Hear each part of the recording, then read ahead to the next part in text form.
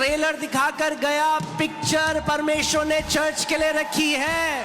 Jesus only showed you the trailer. God has kept the real picture for the church.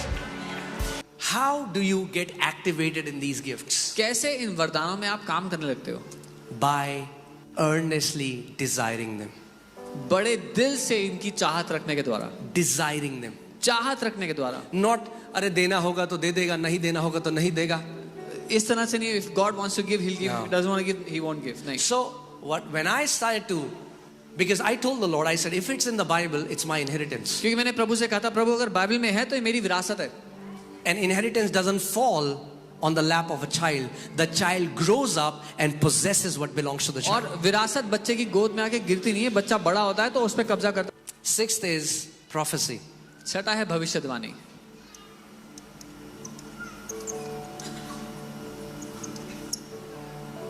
The Bible tells us that prophecy is to edify, to comfort, and to strengthen someone. Bible बताती है भविष्यवाणी किसी को मजबूत करने के लिए, उनकी उन्नति करने के लिए, बल देने के लिए. It's a Greek word. It means to speak on the behalf of God. ये यूनानी शब्द है जिसका अर्थ है परमेश्वर की ओर से बोलना. There are two avenues of prophecy.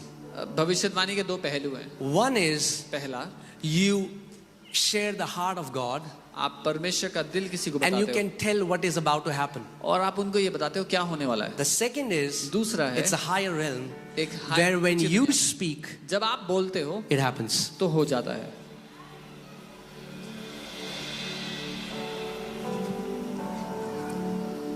Okay. God told prophet Ezekiel, you can read that in Ezekiel 37. Son of man, can these bones live? He said, God, you alone know. Prophesy to these bones. उसने कहा मनुष्य के पुत्र क्या ये हड्डियां जी सकती हैं? उसने कहा भविष्यवाणी कर इन सूखी हड्डियों से. Because Ezekiel prophesied, क्योंकि एजेकियल ने भविष्यवाणी की, the life came in the bones. उन हड्डियों में जीवन आ गया. The Bible says God honored Samuel so much that none of his words fell to the ground. Bible कहती है परमेश्वर सामुएल का इतना आदर करता था कि उसका कोई भी शब्द गिरने नहीं दिया जमीन पे खाली. You know, when you develop a relationship with God and you start to walk as his friend, many times God will honor your words so that they will not fall on the ground. जब आप परमेश्वर के दोस्त बन के उसके साथ जीने लगते हो तो परमेश्वर आपके शब्दों का आदर करता है ताकि वो खाली जमीन पे ना गिर जाएं. And seventh is discerning of spirits. सातवें वरदान पे चलते हैं, वो है आत्माओं की परख. Now it's a very amazing gift. I love it. एक बहुत ही अद्भुत गिफ्ट है. मुझे When प्यार this है. gift manifests, जब ये वरदान काम करता it's like the curtain is removed. है वो ऐसा है कि पर्दा खुल गया. You can see angels, you can see demons. आपको स्वर्गदूत दिखाई देंगे, दुष्ट आत्मा दिखाई देंगे. You will exactly discern the spirits. आप ठीक रूप से आत्माओं को परख सकेंगे. When God gives you the insight to the spirit realm, you will not beat your head around the bush. You will exactly know how to deal with where the issue is. जब परमेश्वर आपको आत्मिक दर्शन, आत्मिक रूप से दिखा दे कहां पर है, तो आप इधर उधर भटकेंगे नहीं, मुद्दे पर सीधा प्रहार करेंगे.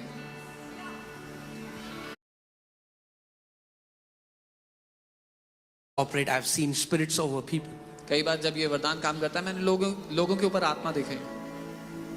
I can sometimes discern angels in कई the बार room. स्वर्गदूतों को परख सकता हूं उसके द्वारा. So it's for everyone. हर एक के लिए Learn to discern. परखना सीखें. आत्माओं का परख. Discernment of the spirits. Then eighth is diverse kind of tongues. आठवां है भिन्न भिन्न प्रकार की अन्य भाषाएं. This is not your prayer language. ये आपकी अक्सर बोलने वाली प्रार्थना की Because भाषा your नहीं है. prayer language is in your control. क्योंकि आपकी प्रार्थना की भाषा आपके नियंत्रण में है. Whenever you want to pray in tongues, you can pray in tongues. जब कभी आप अन्य भाषा बोलना चाहते हो बोल सकते हो. But this is what happened in Acts chapter 2. लेकिन प्रेरितों के काम दूसरे अध्याय में ये हुआ. Because here what happened? सुनिए क्या हुआ. They were speaking in tongues, वो अन्य भाषा बोल रहे थे, but the people said, पर लोगों ने कहा each one of us हम में से हर are कोई hearing it in our own language. अपनी खुद की भाषा को सुन रहा है. Mesopotamia and Medes and Arabic, all these people were there.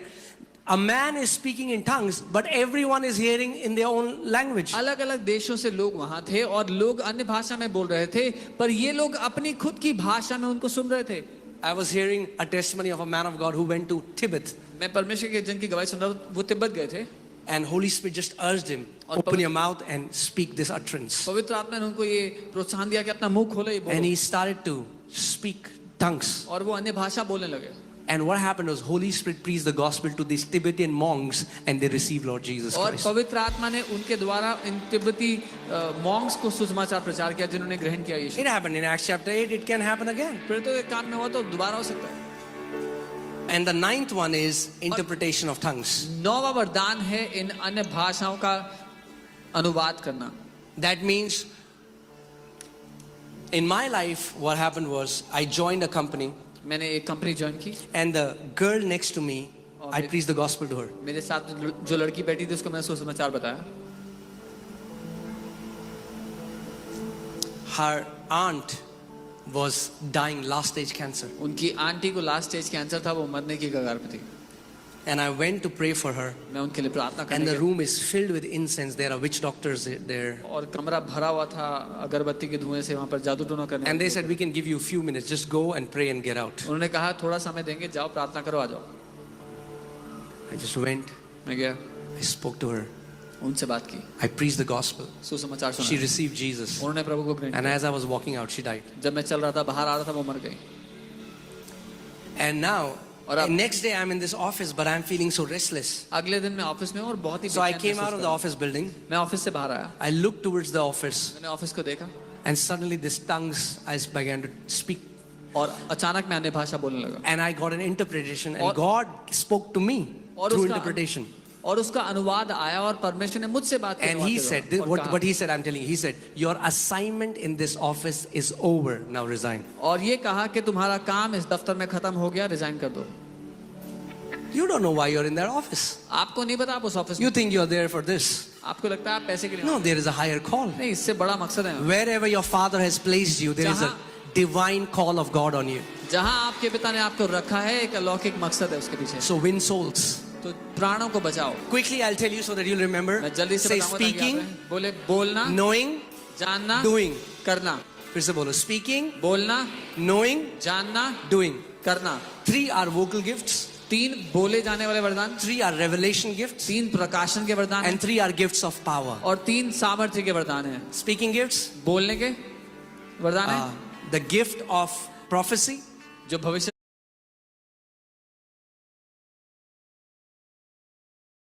gift, revelation, जानने वाले, Word of प्रकाशन के wisdom, वरदान, बुद्धि का word वचन, of knowledge, ज्ञान का वचन, discernment of spirit, आत्माओं की परख, gift of power, सामर्थ्य के वरदान, gift of faith, विश्वास का gift of वरदान, working of miracles, चमत्कारों को करने का वरदान, gifts of healings. चंगाइयों का वरदान। Will you remember? याद रहेगा? 3 gifts. तीन बोलो. वरदान। Speaking, बोलने के, knowing, जानने के, doing. करने के। God wants you to speak through His power. God wants you to know through His power. And God wants you to go and perform miracles with His power. परमेश्वर चाहता है आप उसकी सामर्थ्य के द्वारा बोले, उसकी सामर्थ्य के द्वारा जाने और उसकी सामर्थ्य के द्वारा जाएं और कामों को करें। Amen. Hallelujah. You can stand up, please. अपने साथ पर खड़े हो सकते हैं। Amen. Can you just lift up your hands wherever you अपने are? हाथों को उठाएं जहाँ कहीं हैं। And come on, for a moment, open your mouth and और just क्षण भर के worship. लिए अपना मुंह खोलें, उसकी आराधना करें। Just worship. Your presence, Come on, desire. चाहत Just keep रखें। your desire before Him. अपनी चाहत उसके Just say, साथ Holy Spirit, कहें, पवित्र आत्मा, I come as a yielded vessel to you. मैं एक समर्पित बर्तन की तरह आपके पास आता हूँ। Fill me with your gifts, Lord, मुझे भर दें अपने वरदानों so से, that I can be a powerful witness in this time. ताकि मैं इस समय में एक शक्तिशाली गवाह ठहरूं। and my shame is undone.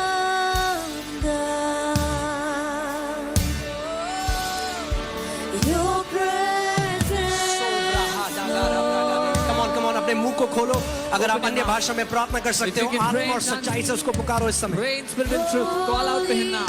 Spirit, you are welcome. Mazakatara bragadara bragade hetara bra.